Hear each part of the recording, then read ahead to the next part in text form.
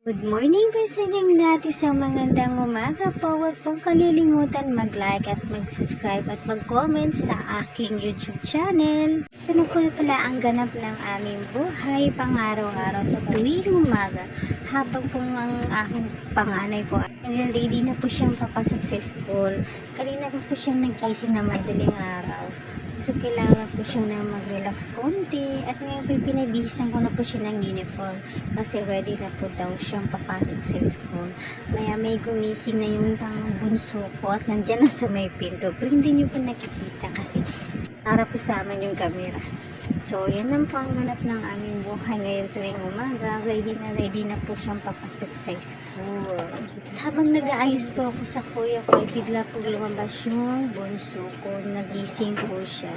Kasi pag ganitong oras po na mga 5, gising na po yan siya. Kaya nagulat kami, sumigaw siya ng bigla. So, yan ang panganap na umaga namin. Ngayon po ay naglalakad na lang po kami palabas.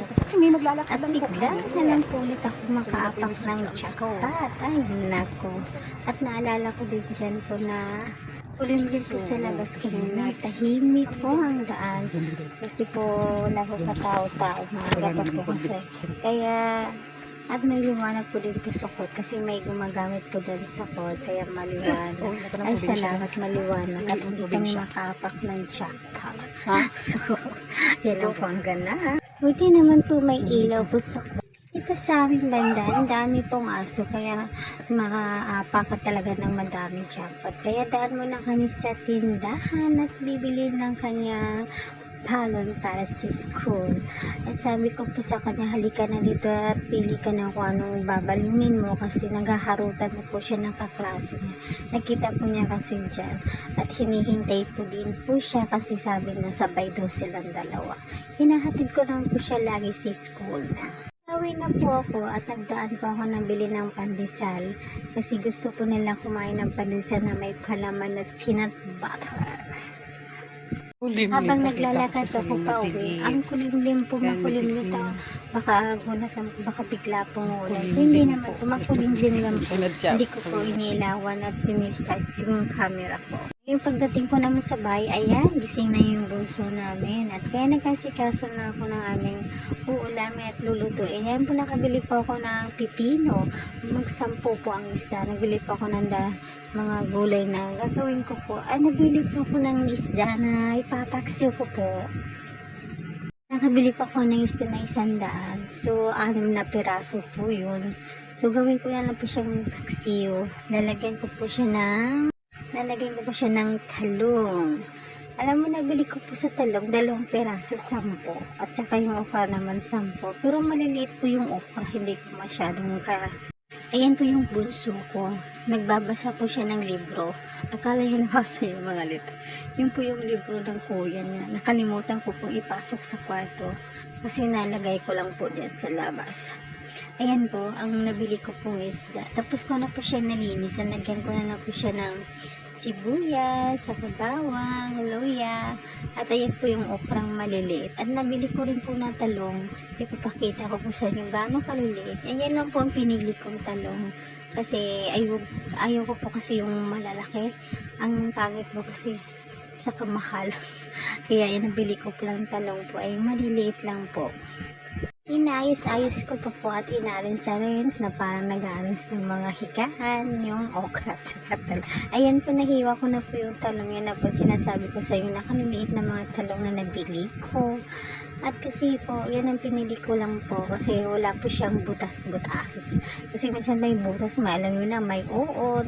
So, yan ang pong pinili ko, maliit lang po, 2 piraso. Inaayos-ayos ko na po at mamaya lalagyan ko na po yan ng suka at saka pampasarap. Lagyan ko lang po siya ng suka at saka isang magic sarap. Ayaw po lagyan ng asawa ko ng toyo, paangit daw ayaw niya. Kaya nilalagyan ko na po ng mantika yan at saka suka, yung pampasarap ng taksiw. Ayan na po yung maliit. Hawak-hawak ng libro. Kaya titingnan ko at sinasabihan ko, wag mong anuhin yung libro ni kuya kasi ginagamit yan sa school. Siya, upo. Sagot lang po siya ng upo. Masunurin ng bata pero makulit po yan. hinihanap yung si kuya na saan. Sabi ko na si school na ayaw niyang papasukin sa school kasi wala daw siyang kalaro. At gising na ang papa niya, kaya ang papa naman niya ang kinukulit niya na maglaro daw silang dalawa at magbasa-basa daw sa libro. Ay, naku na bata, maya. Tapos na po siya uminom ng gatas niya at naubos na po niya. Ayan na po yung vaccine po. Sinasalang ko na po. At nilagyan ko po lang siya ng mantika. At may nilagyan ko po siya ng konting tubig. So, maya may maluluto na yung aking vaccine. Ay, sarap naman ng paksiw. So, ang umaga po ako nagluluto hanggang ulan po namin ng tanghali. At pag mayroon po sa gabi na may matirang konti, yun ang inuulang po din namin paggabi. 1.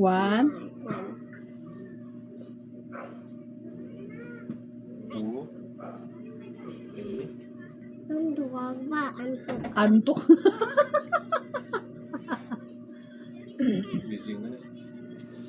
Antok ka? Paano matulog, Song-Song? Paano nga? Tulog ko diyan. Naku, kapang ka na ipis dyan. Sige, iwilag ko. Tabihan ka ng daga. Iga. Oh, daga. What? Ako tapang? Ako dumi? Ikaw tapang? Dumi ako?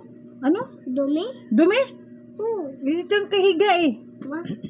Dumi? Oh, madumi yan dyan. Dumadaan yung daga dyan. Ako dumi? Hindi. Dumi ako. Ha? Bakit?